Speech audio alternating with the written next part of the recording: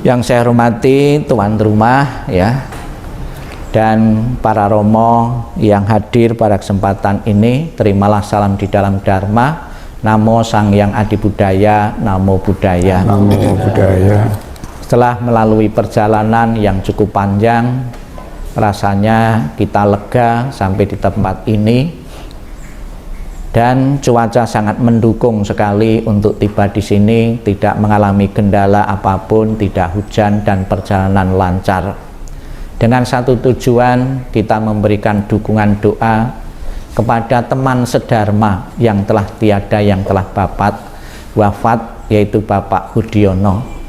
Saya juga pernah mengenal, pernah berkumpul dengan Bapak Udiono ini ketika beliau melatih diri sebagai seorang samanera di Mahwiara Mojopahit Trowulan. Tentunya sebagai seorang samanera telah mendedikasikan waktu dan kesempatannya untuk berlatih ajaran-ajaran Sang Buddha lewat latihan meditasi maupun belajar buku-buku Dhamma untuk mengisi, menambah pengetahuan akan Buddha Dharma. Namun di samping beliau mempunyai pengetahuan Dhamma, tentunya beliau pun juga praktek Dhamma dalam kehidupan selama di Trowulan. Beliau pun juga aktif selama jadi samanera, saya aktif. Beliau pun juga bersih-bersih di lingkungan Kuti ya, sebagai pengabdian beliau. Namun bagi umat Buddha dan bagi seorang samanera maupun biku, bukan sekedar membersihkan fisik wihara, fisik kuti di saat membersihkan ruangan atau tempat atau lantai atau meja yang kotor sambil melakukan satu perenungan. Saya pun membersihkan batin, kekotoran-kekotoran batin yang ada dalam diriku juga ku bersihkan. Pembersihan batin dan pembersihan secara lahir harus seimbang. Ini diajarkan oleh seorang samanera bahwa keseimbangan itu sangat penting. Tidak sedikit kita sibuk berpikir untuk kebersihan lahiriah saja, lingkungan bersih, tapi lupa untuk membersihkan batin kita yang penuh dengan kekotoran-kekotoran batin. Kekotoran-kekotoran batin inilah sebagai salah satu penyebab kenapa kita bisa menderita, kenapa kita bisa terlahir kembali terus-menerus. Salah satunya adalah masih tebalnya kekotoran-kekotoran batin ini. Ibarat sebuah cermin, agar cermin itu berguna dan bermanfaat harus setiap saat kita bersihkan, jangan sampai dilekati oleh debu-debu. Demikian pula batin kita, kalau terlalu tebal debunya, kekotorannya pun, kita tidak bisa mengevaluasi diri kita tentang apa yang sudah kita lakukan maupun yang belum kita lakukan. Karena karma baik, seseorang dalam kehidupan saat ini bisa memakai jubah, yaitu jubah kuning. Beribu-ribu umat Buddha, namun hanya sebagian kecil, tidak ada 1% saja orang bisa memakai jubah atau berlatih menjadi seorang biku atau samanera. Karena timbunan kebajikan yang memadai yang cukup dalam kehidupan saat ini bisa berlatih sebagai seorang samanera.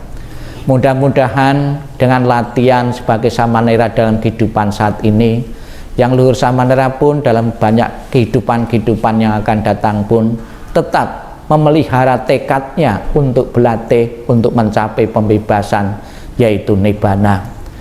Dan pada kesempatan sore ini kita berkumpul mendoakan, seandainya almarhum saat ini belum menempati alam bahagia, karena seseorang meninggal itu ada yang langsung telah di alam bahagia, ada yang tidak langsung telah di alam bahagia karena masih adanya kekotoran-kekotoran batin. Seandainya yang luhur saat ini masih di alam-alam yang tidak menyenangkan, dengan dukungan doa yang kita berikan akan mampu segera mengkondisikan arwah itu untuk terdorong telah di alam yang berbahagia. Dan juga keluarga yang ditinggalkan berinisiatif mengenang memperingati ini juga mendapatkan satu manfaat. Kita telah mempedulikan kepada saudara kita yang sedang menjalani perjalanan. Orang mati ibaratnya sedang menjalani suatu perjalanan. Jangan sampai di perjalanan itu kekurangan bekal, jangan sampai di perjalanan kesulitan. Maka sudah menjadi kewajiban kita sebagai anggota keluarga untuk membantu perjalanan seseorang keluarga itu agar perjalanan itu lapang, perjalanan itu terang.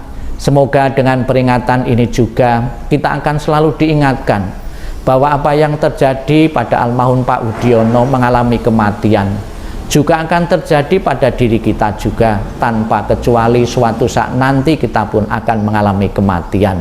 Kita menunggu giliran, namun giliran ini tidak bisa dipastikan berdasarkan nomor urut dari yang tua ya kemudian baru yang muda. Kematian setiap saat datang, lebih-lebih di masa corona ini tidak pandang bulu, yang kecil ya yang remaja pun ya akan mengalami kematian karena wabah corona ini. Namun kita sebagai umat Buddha selalu diingatkan, kapanpun kematian itu datang, jangan sampai kita takut.